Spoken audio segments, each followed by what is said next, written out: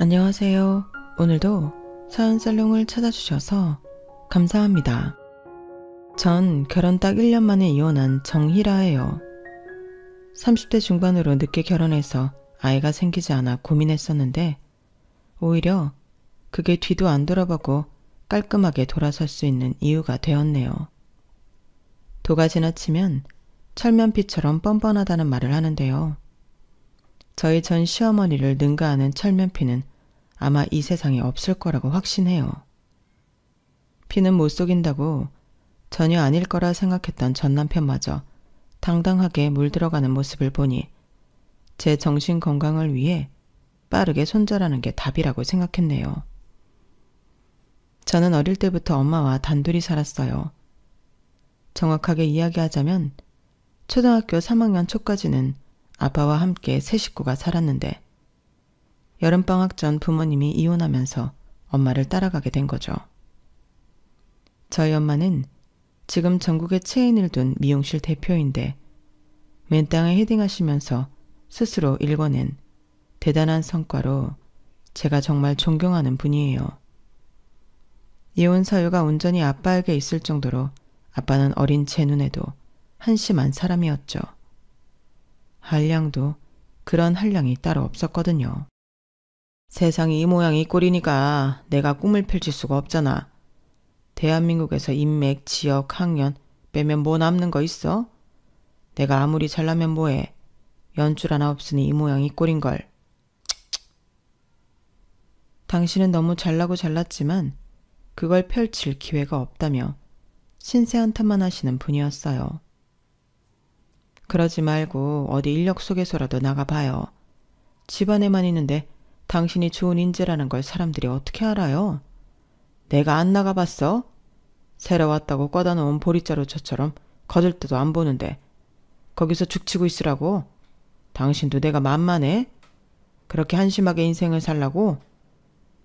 항상 남 탓만 하고 제대로 된 일을 할 생각은 안 하셨지만 엄마는 아빠가 처음부터 그런 건 아니었다고 저에겐 나름 아빠 편을 들기도 하셨어요.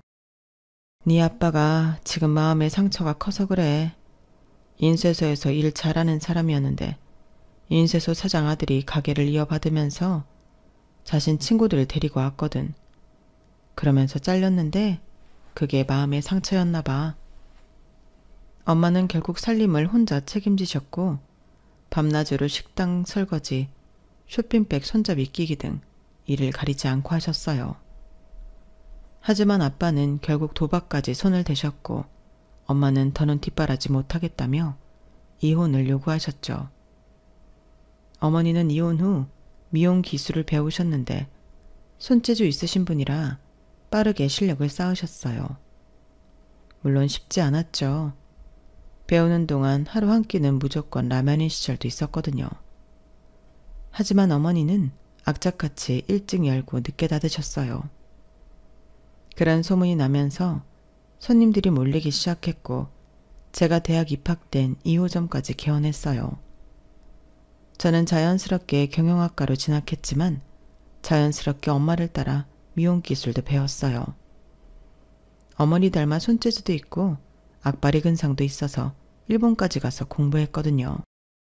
그러다 보니 제 꽃같은 20대가 끝이 나고 어느덧 30대 중반으로 접어들었더라고요. 그때 남편을 만났어요. 남편은 3살 어린 대학 후배로 갑자기 제 샵으로 왔는데 과 탑을 항상 할 정도로 성적이 우수했던 제가 동문회에서 미용실을 운영한다는 소리를 듣고 놀랐다고 했어요. 전공을 살릴 줄 알았는데 전혀 다른 길로 가서 한번 만나보고 싶었다고 했죠. 그 후 회사가 가깝다는 이유로 점심시간에 잠깐 들르고 회사 끝나고 집에 가면서 샴푸를 구매하거나 간식을 전해준다고 하는 등 자주 보면서 자연스럽게 연인으로 발전했어요. 3살 차이로 제가 졸업반 때 신입생이었고 전 졸업으로 남편은 1학년 끝나고 군대 가면서 연락을 못했고 그땐 얼굴만 알고 잘 몰랐는데 자주 만나니 꽤 남자답고 유머러스한 게 어느 순간 제 마음이 설레는 걸 알았거든요. 남편 역시 대학 때 멀게만 느껴졌던 선배가 멋진 스타일로 웃으며 대하는 모습에 호감이 갔다고 나중에 고백했고요.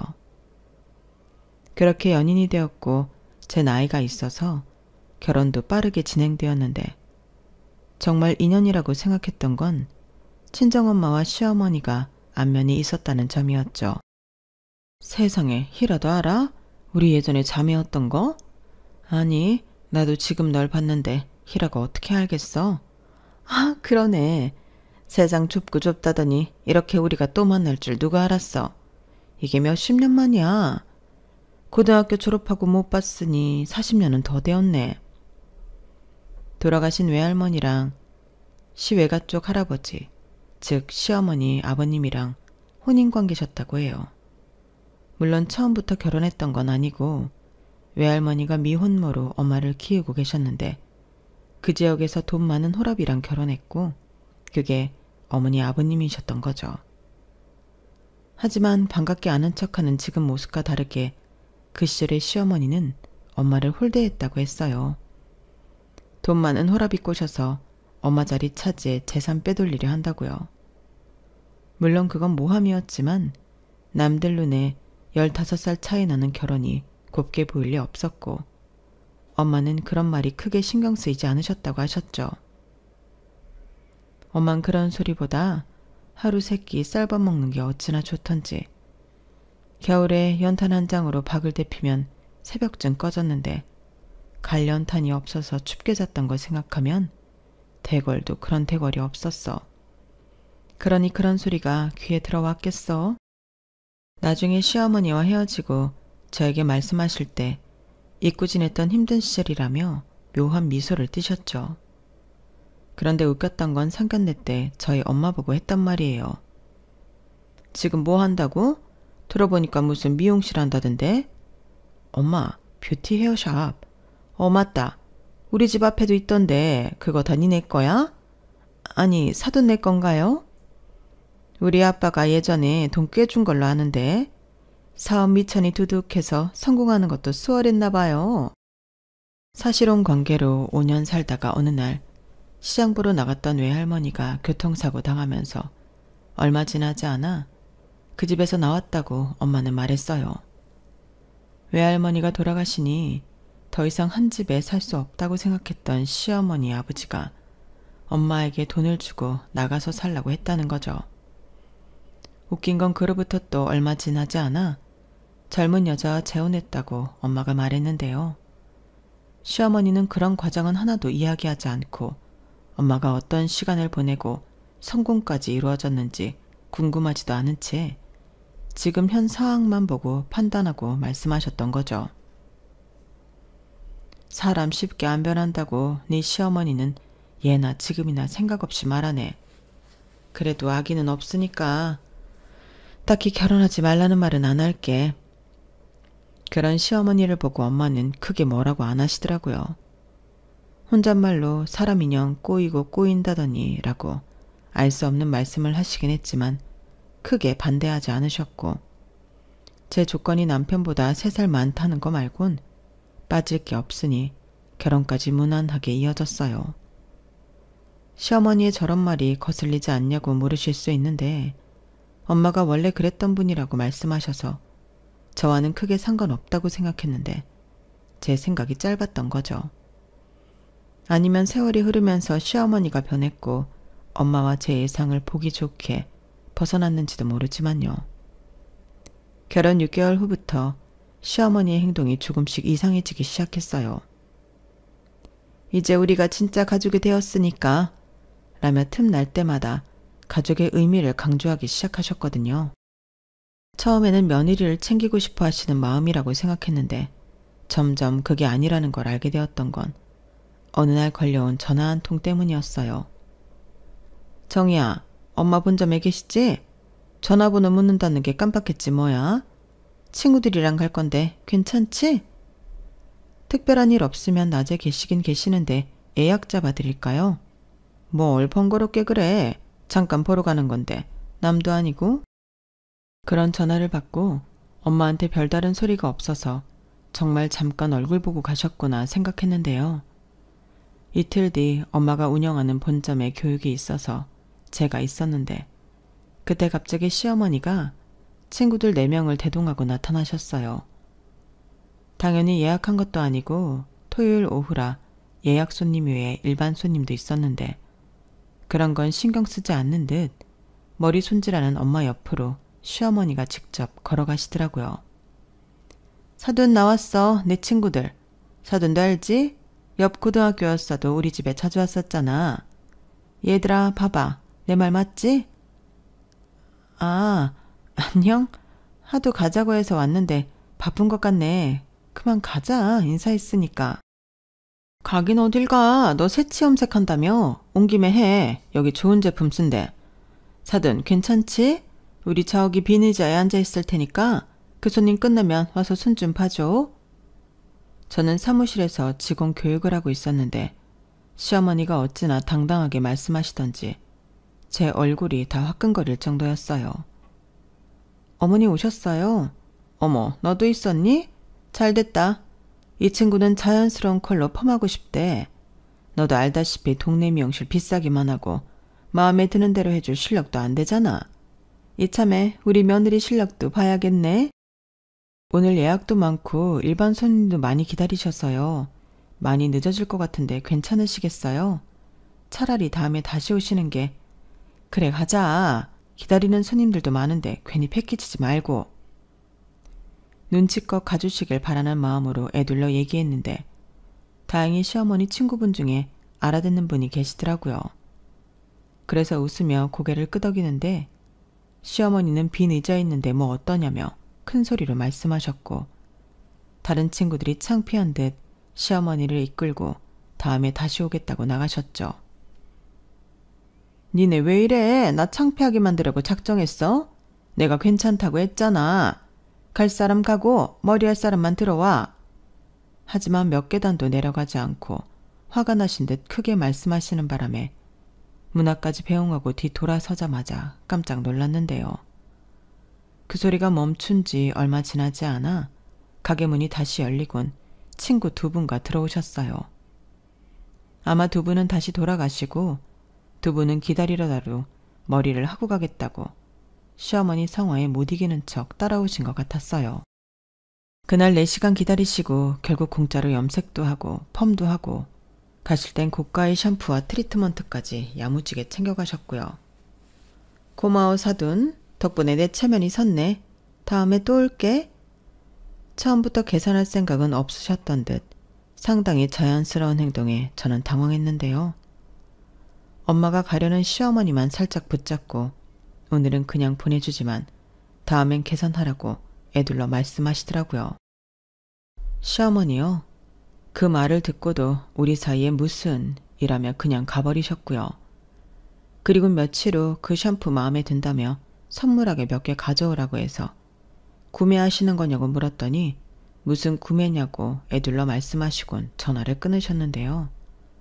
며칠 후 엄마가 다른 지점으로 외국한 사이 어떻게 알고 오셔서 지난번 봐서 알지 않냐며 왔다 갔다고 전화라는 말을 남긴 채 몇 개나 들고 가셨어요. 그 이후로는 정기적으로 요구하시더라고요.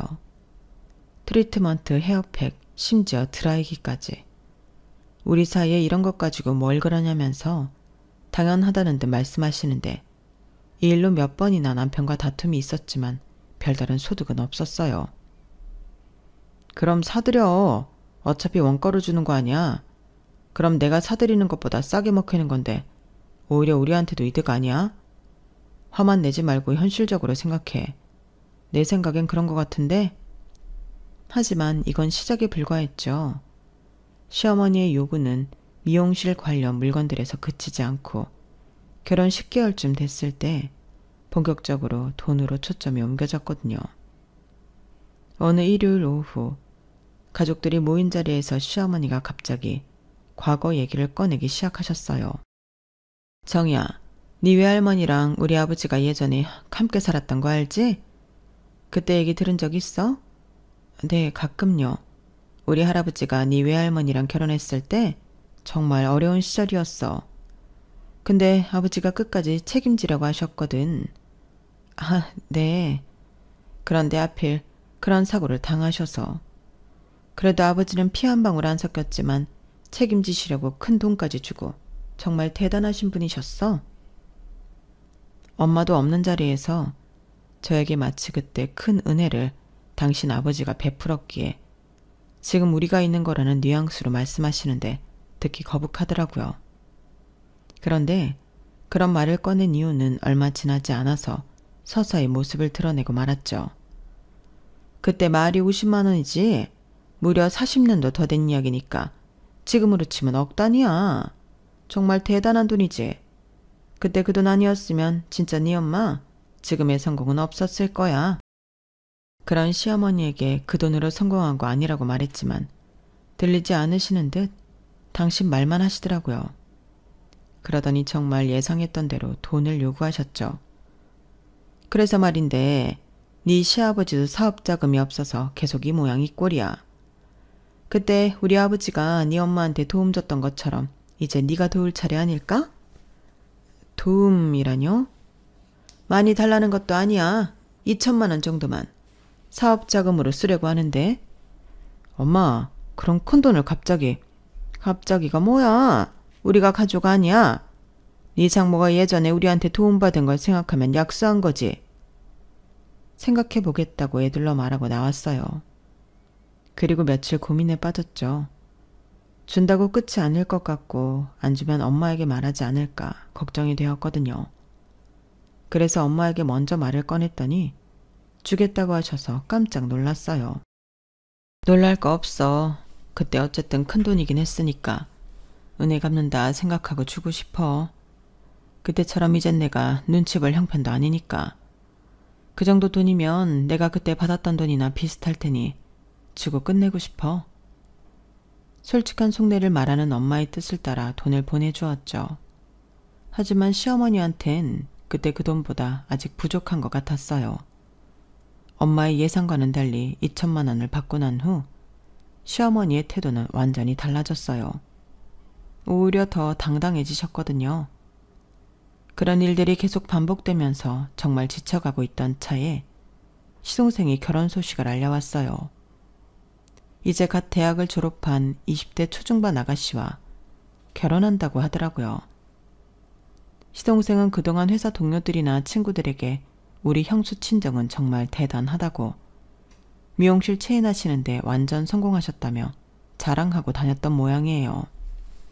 예비 신부도 하나밖에 없는 예비 신랑 사돈네가 잘 산다고 하니 다행이라며 좋아했다더라고요. 시댁에서 인사를 시켜준다고 해서 만나러 갔는데 정말 해맑고 예쁘장하게 생긴 아가씨였어요. 대화를 나누다 보니 요즘 보기 드문 순수한 마음씨를 가진 분이더라고요. 언니, 저는 정말 현모양처가 꿈이에요. 빨리 결혼해서 아이도 낳고 남편 내조하면서 살고 싶어요. 요즘 같은 세상에 가정보다 개인 꿈을 쫓는 게 대부분인데 정말 대단해요. 가정이 바로 서야 나라도 미래도 밝아지는 게 사실이잖아요. 내 말이 그 말 아니니? 요즘 젊은 여자들 다 지 잘난 줄 아는데 우리 집에 제대로 된 며느리가 이제서야 들어오는구나.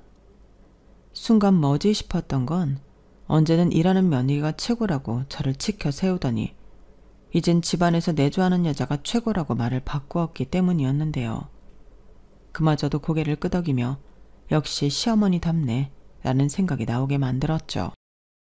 생각 없이 말한다는 엄마 말이 떠오르기도 했지만 상황에 따라 자기 유리한 대로 말하는 게 시어머니였으니까요. 그렇게 며칠 흐르고 가족 모임에서 시동생 결혼 준비가 어떻게 돼가는지 시어머니가 과한 관심을 보이셨어요. 그래, 집은 구했어? 현모양처가 꿈이라고 말하는 거 보면 결혼하자마자 애부터 갖자고 성화할 텐데. 이왕이면 평수 좀 있고 어린이집 가까운 데로 찾아봐. 물론 네 직장도 가까워야지. 그런 건 말 안 해도 알지? 이미 결혼하고 손주도 여럿 있는 듯 먼 미래까지 내다보시며 이야기를 덧붙이시더라고요. 시동생도 어이없는 듯 조금씩 형편에 따라 넓혀가면 되는 거라며 아직 태어나지도 않은 아이 때문에 크고 넓은 집을 갈 필요가 있냐고 말했죠. 아이고, 이래서 안 된다니까. 어디 인생이 뜻대로 순탄하게만 가는 줄 알아? 그러다 처대가 쌍둥이면 그때 이사 가게? 이사 갈 때마다 복비에 이삿짐 센터 비용에 나가는 돈이 더 많아. 차라리 처음부터 큰 집 구하는 게 이득이라고. 엄마 말 믿어. 다 경험에서 나온 말이니까. 그러면서 동네는 회사 근처, 평수는 30평대가 좋겠다고 아예 선을 그으시더라고요. 그래야 예쁘고 어린 며느리 데려오는데 부끄럽지 않다는 말까지 덧붙이셨죠. 집에 돌아오는 길, 남편이랑 이야기를 주고받으면서 좀 과한 게 아닌가 싶었어요. 사실 마리 시동생이 대기업 다닌다고 하는데 대기업 생산직 라인이고 그마저도 계약직이거든요. 물론 생산직 라인을 폄하하는 말이 아니라 불안정한 직업에 대출 많이 받으면 다 빚인데 갚을 능력도 없는데 집부터 덜컥 구하는 게 맞나 싶었으니까요. 솔직히 그걸 시동생은 아는 것 같았는데 옆에서 부추기는 시어머니 때문에 시동생도 헤어질 때쯤엔 그런가? 동화되는 것 같아 걱정이었던 거예요. 그래도 알아서 잘하겠지 하고 2주 정도 지났을 무렵 새로운 체인점 오픈으로 한창 엄마와 바쁘게 시간을 보내며 시동생 일을 잊고 있었어요. 지방에 새롭게 오픈하는데 샵인 샵이라고 샵 안에 또 다른 샵을 임대하면서 수익을 나눠 먹고 안정적인 구조로 가는 게 있는데요. 보통 미용실 안에 네일샵을 임대해서 서로 윈윈하는 구조인데 화장품을 입점시키는 건 어떨까 엄마랑 상의하고 있었어요. 작은 규모가 아니라 어느 정도 구매할 수 있도록 다양한 브랜드의 립스틱이나 색조 화장같이 쉽게 구매할 수 있는 품목으로 접근성을 높이자고요. 그러면 인테리어부터 다시 다 계획해야 해서 이런저런 의견을 주고받느라 제가 엄마 샵으로 출근하는 날이 점점 늘어가고 있었어요. 그날도 한창 엄마와 정신없이 회의를 진행하고 있었고 엄마는 중앙 테이블에서 일어나 창가 커피 머신 쪽으로 커피를 뽑으러 이동하는 찰나 전화벨이 분주하게 울리는 거예요. 또 임지임인가 보다.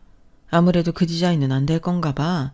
다시 생각해달라고 너 오기 전에 연락 와서 답했는데 또 전화 오는 거 보면 스피커로 전화 좀 받아봐. 너도 같이 들으면서 의견 좀 내. 될 것 같은데 자꾸 안 된다네.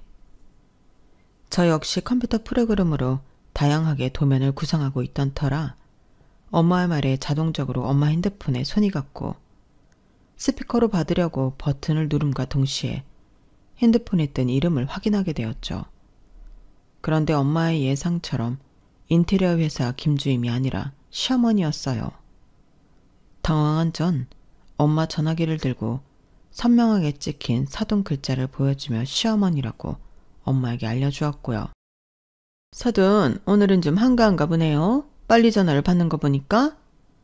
엄마가 깜짝 놀라며 여보세요라고 말하기 전 시어머니가 먼저 말문을 여는 바람에 본의 아니게 양가 어머니의 통화를 듣게 되었네요. 사돈, 한가하긴요. 바쁜데.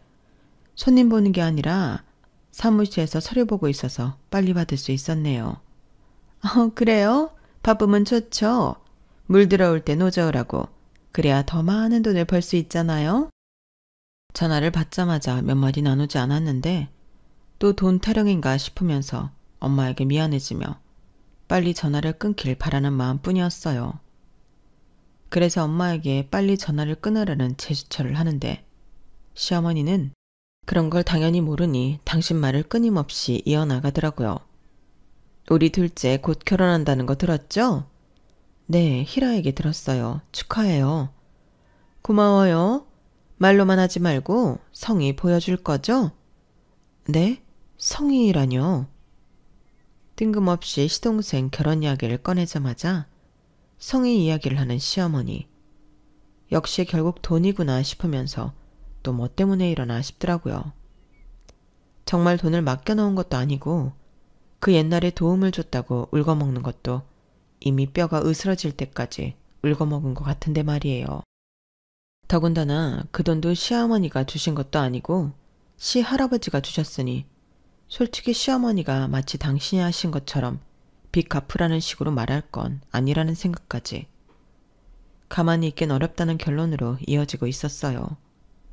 애들러 얘기하지 않을게요. 딱 3억만 줘요. 3억이요? 아니, 그럼 큰 돈을 왜? 왜긴 왜요? 우리 둘째 전세자금이 부족해서 그러죠. 대출 받는다는데 솔직히 이자가 한두 푼도 아니고 월급 받아도 애 낳고 키우기 빠듯한데 한 푼이라도 아끼면 좋잖아요? 안 그래요? 그러니까 지금 사돈총각 결혼하는데 필요한 돈을 저한테 달라는 말씀이세요? 엄마도 듣다가 어이없으셨는지 다시 되물으시더라고요. 옆에서 듣는 저요. 이미 울그락불그락 얼굴이 화끈 달아오르면서 대체 왜 이러냐고 따지라고 입을 떼는 순간 시어머니가 더 어이없는 말을 떠드셨네요. 진짜 어른이 일상스러운 소리를 못하겠고 시끄럽게 떠들었다는 말이 그나마 어울릴 것 같아요. 아니, 내가 어려운 말 했어요? 이번에 말 들어보니까 또 지방에 체인 하나 오픈한다던데? 3억 별거 아니잖아요. 있는 사람이 더 한다더니 설마 그 돈이 아까워서 그래요? 가족끼리 그러지 맙시다.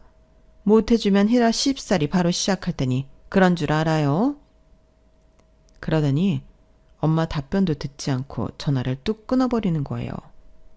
아마 당신도 알았겠죠. 말도 안 되는 요구, 윽박 지르거나 안 좋은 말 되돌아올 것 뻔하니 당신 말만 싸지르고 전화를 끄는 거였어요. 엄마 미안해. 내가 해결할게. 저도 모르게 처음 튀어나온 말은 미안하다는 말이었어요. 이런 집안인 줄 모르고 괜히 엮여서 엄마의 안 좋은 옛 추억도 떠오르고 다시 엉키고 설키면서 불쾌지수만 점점 더 높아지고 있었으니까요. 엄마가 한숨 쉬며 말을 하려는데 사무실 문이 열리면서 남편이 들어왔죠. 제 차 정비를 맡기면서 당분간 차를 못 쓰게 되었는데 엄마 샵에 왔다는 걸 아는 남편이 퇴근길에 절 데리러 온다고 했거든요. 남편을 보자마자 쌓였던 울분이 쏟아져 나왔어요. 야, 너 들어오지 말고 당장 네 엄마한테 꺼져. 꼴도 보기 싫으니까. 그런 황당한 눈으로 쳐다보지 말고 당장 나가라고. 미쳤어? 장모님도 계신데 왜 그래? 미친 건 내가 아니라 니네 엄마지. 왜 그러냐고? 내가 그러니까 내가 왜 이러는지 네가 네 엄마한테 물어보라고. 당장 안 나가면 경찰 부를 거야. 그러면서 테이블 위에 있는 잡동사니를 하나 둘 남편한테 던졌어요. 빈말로 하는 게 아니라는 걸 보여주고 싶었거든요. 종로에서 뺨 맞고 한강에서 화풀이 하는 걸 수 있지만 이 사태의 원흉은 결국 저 남자와의 만남, 결혼이었으니 이렇게 당해도 억울할 게 없다고 생각했네요. 남편이 나가고 나서 엄마에게 조용히 말했죠. 엄마, 내가 다 해결할게. 더 이상은 호구처럼 못 살아. 가만히 있으니까 진짜 사람을 뭘로 보는 거야? 엄마도 이 상황이 마음에 들지 않는 듯 그렇게 하라고 짧게 대답을 한 채 회의실을 나가셨어요. 아빠와 결혼 생활을 하면서 상황이 나쁠 때 오가는 말들이 얼마나 상처가 되셨는지. 엄마는 제 기분, 제 상황을 이해하시는 듯 아무 말씀도 덧붙이지 않으셨죠. 그 상황이 더 죄송했고 가만히 있을 수 없다는 생각에 사무실을 빠져나와 변호사 사무실로 향했어요. 사실 이 일이 일어나기 전부터 끝을 예감했었는지 시어머니가 저지른 만행들을 하나하나 정리하고 있었거든요. 처음 미용실 일이 터졌을 땐 정말 고소라도 할 생각으로 정리했던 건데 차츰 시간이 지나니까 그래, 어디까지 가나 두고 보자 라는 생각이 들면서 일을 갈게 만들더라고요. 그런 일들조차 별거 아니라고 생각하는 사람이니 이런 걸로 따지고 들어봤자 눈 하나 깜짝 안 하겠다 싶었거든요. 그래서 속으론 뒤집어지는 날이 한두 날이 아니었어도 차근차근 증거를 모으며 터트릴 날만 기다리고 있었던 거죠. 그런데 그날이 생각보다 빠르게 왔어요. 그래서 그동안 모았던 자료들을 가지고 평소 상담했던 변호사에게 가지고 가 모두 펼쳐 보여줬더니 눈이 휘둥그레지더라고요. 이 정도였는데 그동안 정말 가만히 잘 참고 계셨네요. 진작 오셨어도 되었는데 증거가 충분해서 쉽게 마무리될 수 있겠어요. 변호사 말을 들으면서 사람이 가질 수 있는 최대치의 인내심을 시험했으니 이제 본격적인 쇼타임이 시작되는 게 정당하다는 생각을 했더니 가슴이 두근두근 뛰는 거예요. 우왕좌왕 생각도 못한 상태에서 타격을 받는 모습들이 머릿속에 그려지면서 함부로 놀라는 그 주둥아리 이제 못하겠구나 싶으니 쌤통이다 싶었죠.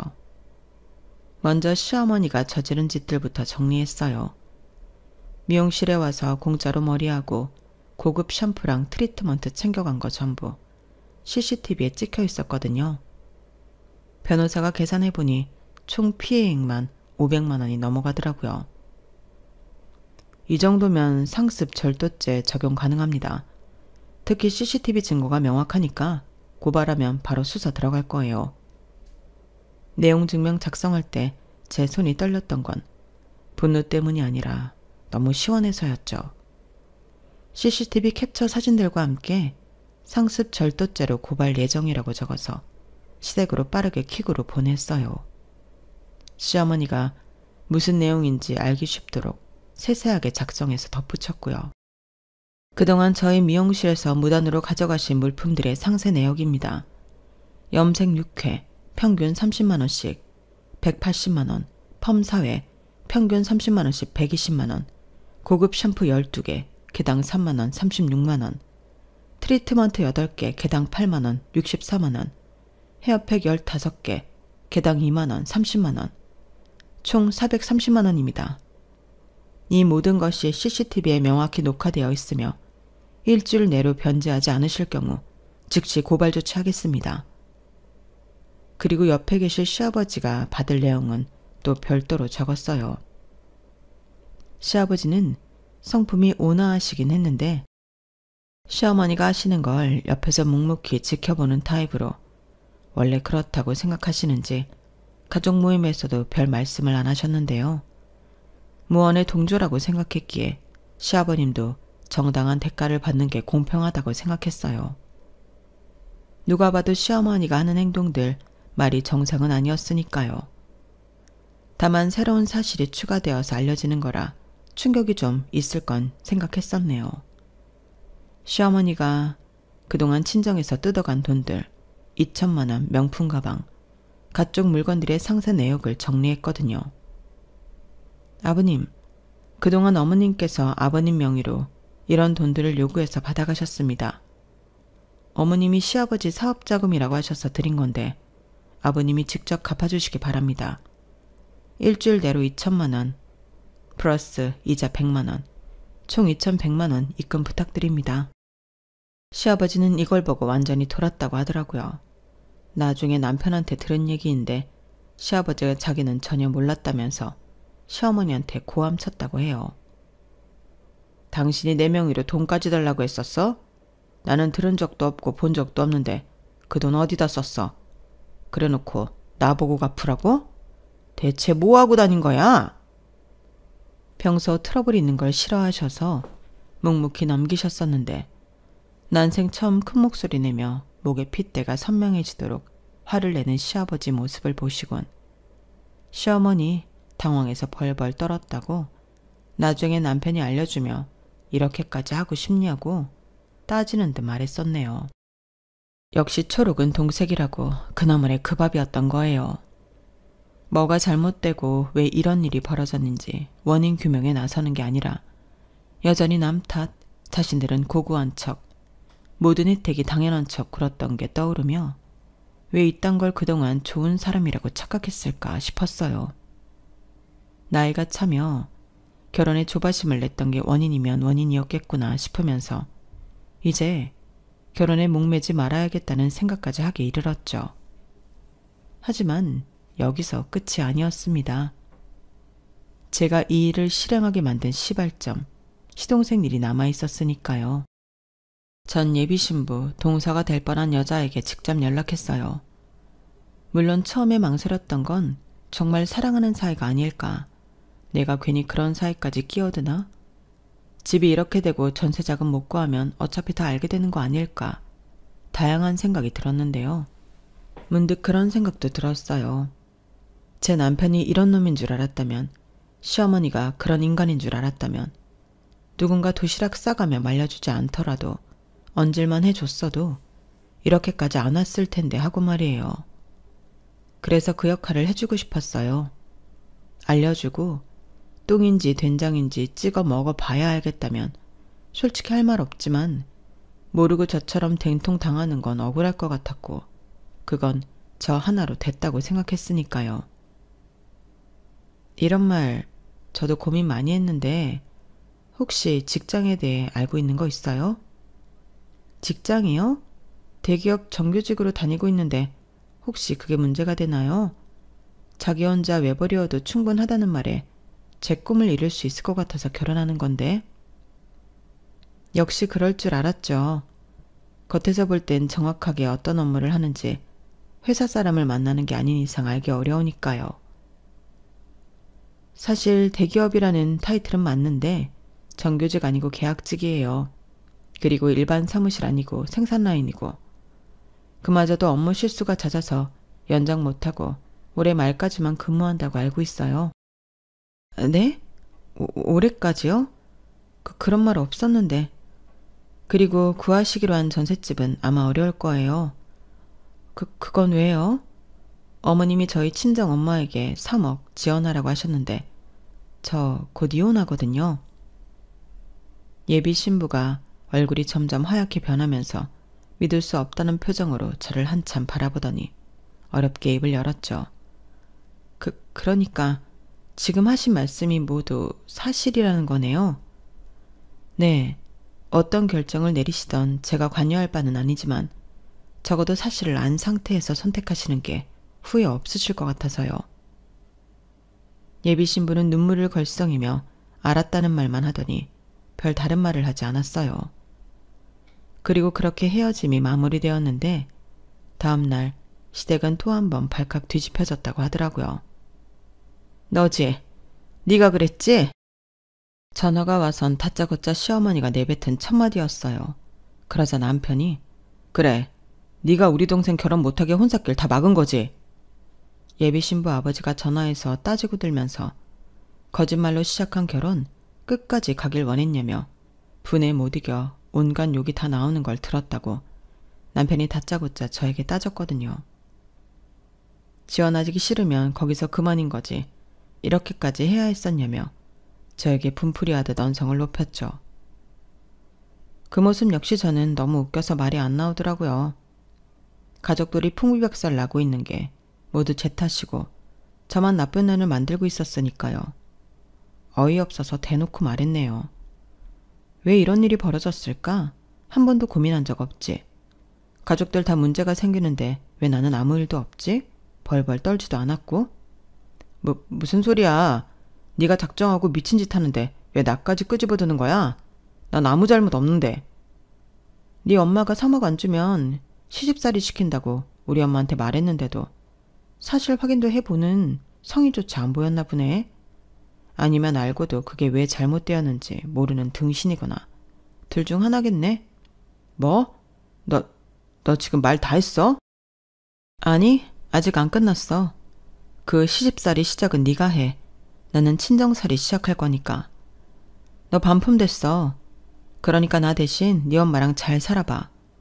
오늘 중으로 이혼장 도착할 거야. 진흙탕에서 뒹굴기 싫으면 깔끔하게 도장 찍어. 나는 끝까지 갈 생각이니까.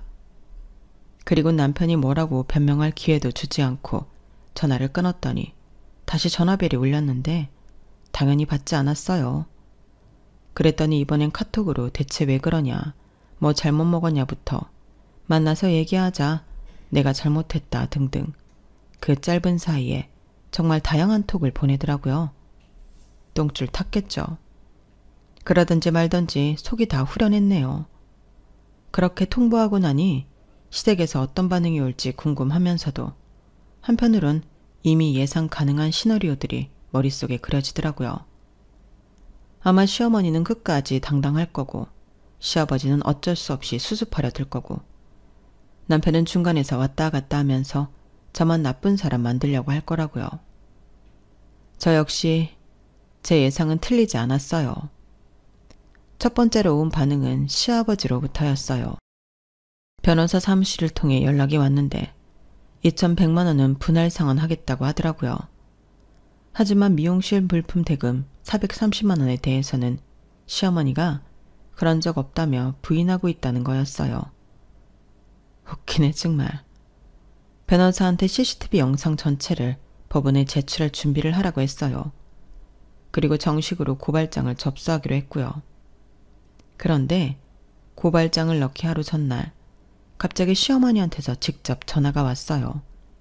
정희야, 우리가 이렇게까지 해야 하니? 막말로 니네한텐 그거 얼마 아니잖아. 목소리가 평소와 달리 힘이 없더라고요. 아마 경찰서에서 조사를 받을 수도 있다는 얘기를 듣고 나서야 심각성을 깨달은 모양이었어요. 어머님, 지금까지 한 번이라도 진심으로 사과하신 적 있으세요? 아니 그런 걸 가지고 뭐 사과까지. 별거 아니니까 법적 처분 받으세요. 어머니 생각대로라면 아무 잘못 없으니 무혐의 처분 받으시겠죠? 정희야, 내 말은 아무 잘못이 없다는 게 아니니까. 가족이니까 그 정도는 이해해 줄 수 있는 거 아니냐는 거지. 가족이요? 가족이라서 저희 엄마한테 3억 안 주면 저 시집살이 시킨다고 그렇게 통보하셨어요? 그래. 알았어. 돈은 갚을게. 갚으면 되잖아. 그러니까 고소는 취하해줘. 430만 원 오늘 내로 입금하시고요. 앞으로 저나 저희 엄마한테 연락하지 마세요. 그럼 고소는 취하해 드릴게요. 그러고는 전화를 끊었더니 30분도 채 안 돼 430만 원이 입금되었다고 알림이 오더라고요. 시아버지 이름으로요. 하지만 이게 끝은 아니었는데 진짜 재미있는 일이 벌어진 거죠. 시동생 결혼이 파기되고 올해 연말까지 근무하기로 했던 시동생이 그마저도 채우지 못하고 잘렸다는 거예요. 업무 성과도 잦은 실수로 별로였다는데 어느 순간부터 결혼한 형이 잘 나간다며 제 이야기를 덧붙이고 돈을 빌려달라고 했던 모양이에요. 형수한테 말하면 주겠지만 그러고 싶지 않다면서 곧 갚는다는 말에 제가 운영하는 지점이 시동생 근무지와 가까웠기에 믿고 빌려줬다고 하는데요. 그런 게 한두 명이 아니었더라고요. 결혼 앞두고 전세 자금이라도 마련해본다고 주식, 코인에 투자했고 당연히 그 돈은 공중분해되었죠. 그 일이 예비신부 아빠가 분이 덜 풀렸는지 회사에 와서 분풀이 하시면서 밝혀졌고 기간을 채우지 못하고 결국 잘린 거예요. 계약이 중도 해지되고 그 잘못이 시동생에게 있었으니 취업난이 어려운 지금 재취업은 꿈도 못 꾸고 있는 상황이라고 하더라고요. 중간중간 이런 시시콜콜한 속사정까지 저에게 까발리며 이제 속 시원하냐고 뭐라고 하는 남편 덕분에 소식 들을 때마다 정말 속 시원했네요. 그리고 더 웃긴 건 시어머니와 시아버지 얘기였어요. 시아버지가 그동안 모아놓은 노후 자금을 거의 다 털어서 제게 갚았는데 그 때문에 집에서 매일 부부싸움이 난다고 하더라고요. 시아버지가 시어머니한테 당신 때문에 내 노후가 다 망했다며 집을 나가버렸다는 소식도 들었어요.